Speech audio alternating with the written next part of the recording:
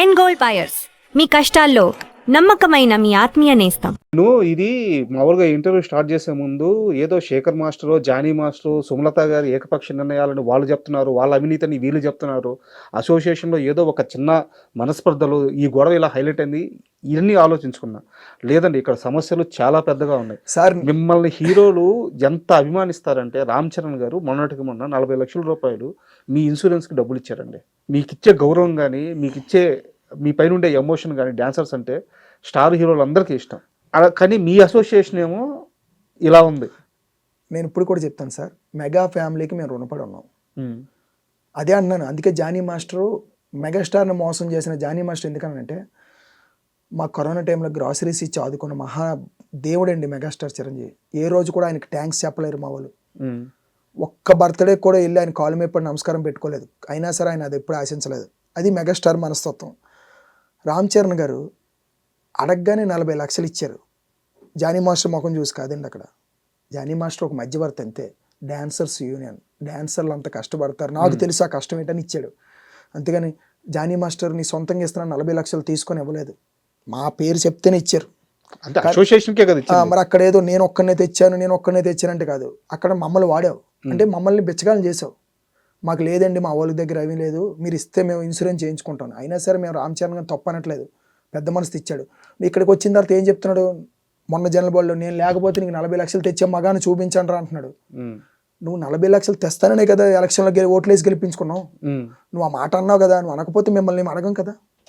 ఇప్పుడు కూడా ఏమంటున్నావు అంటే, రామ్ చరణ్ గారికి మీ ద్వారా చెప్తుంది ఏంటంటే, మాకు ఇన్సూరెన్స్ వద్దు సార్, వద్దు. ఈ 40 లక్షలు జానీ మాస్టర్ ఇస్తానన్న 18 లక్షలు కలిపి ఫిక్స్డ్ డిపాజిట్ చేయండి సార్. ఆ వచ్చిన ఇంట్రెస్ట్తో మా వాళ్ళు బతుకుతారు. ఎందుకంటున్నానంటే, జీవితంలో ఒక డాన్సర్కి ఉండే ఫిట్నెస్, ఫైటర్కి ఉండే ఫిట్నెస్ ఎవరికి ఉండదు. కాబట్టి మాకేం జరగవు సార్.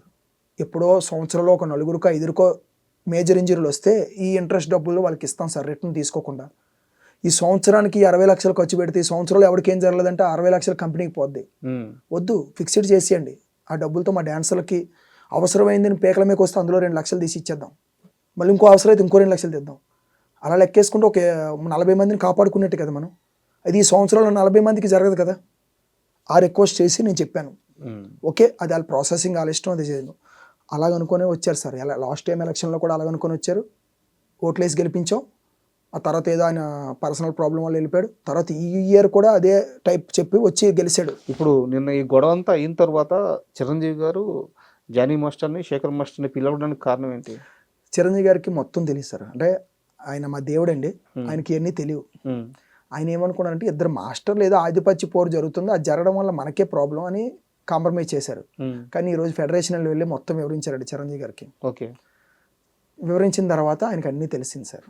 ఇది ఒకటి, మీరు డబ్బులు పోవడం ఇన్ని సమస్యలు చెప్తున్నారు కదా, నేను ఓపెన్గా చెప్తున్నాను.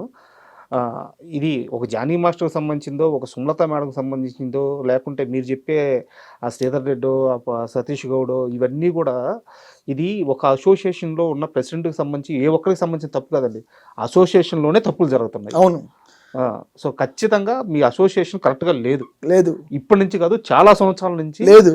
చాలా చీకటి కోణాలు, చాలా దారుణాలు అసోసియేషన్లో జరుగుతున్నాయి. డాన్సర్ల సొమ్ము తింటున్నారండి. చాలా, మీరు చెప్పే మాటల ప్రకారం చూస్తే చాలా క్లియర్గా డాన్సర్లు మోసపోతున్నారు మీ అసోసియేషన్లో. డాన్సర్లే మోసపోతున్నారు. డాన్సర్లనే కాకుండా ప్రొడ్యూసర్లు ప్రొడ్యూసర్ల డబ్బు అది ఎవరు చేస్తున్నారు తెలుసండి? ఫస్ట్ జానీ మాస్టర్ గారు.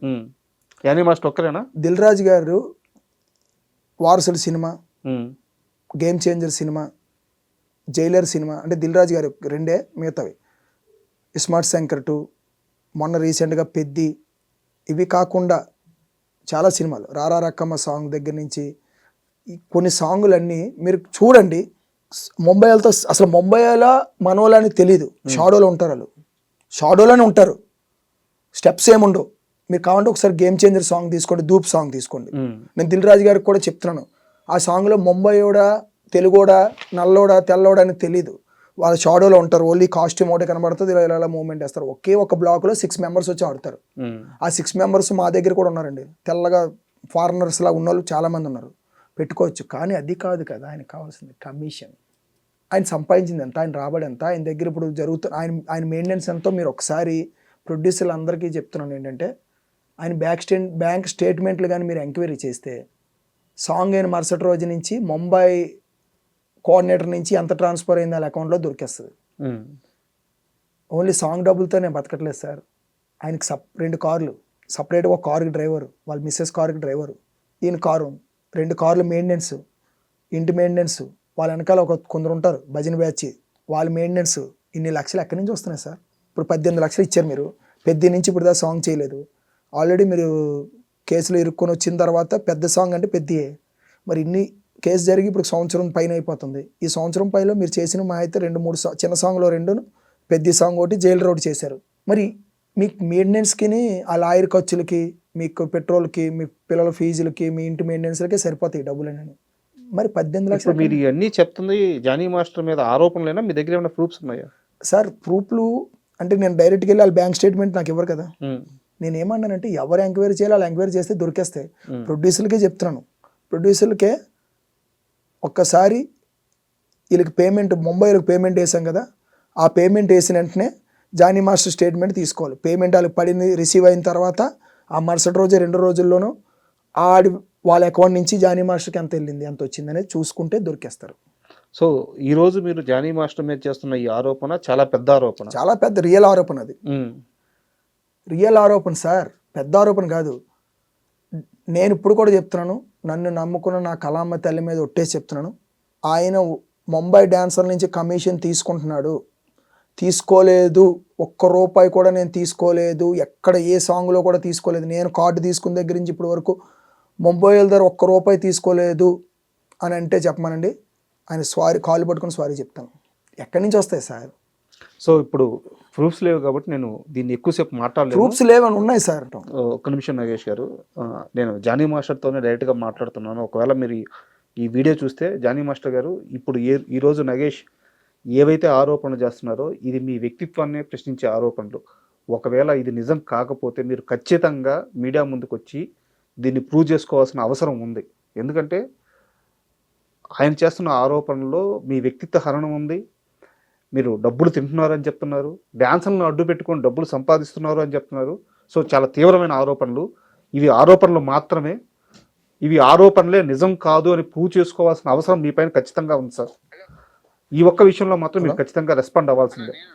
ఫైనల్గా చెప్పండి, ఇప్పుడు డాన్సర్స్ అసోసియేషన్లో ఈ పెద్ద తలలన్నీ తీసేసేయండి, నాకు వాళ్ళందరూ కూడా అవసరం లేదు.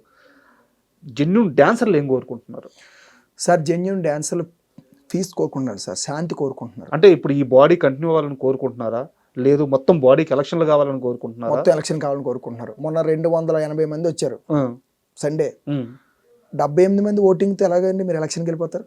అది రూలా? ఈరోజు మీరు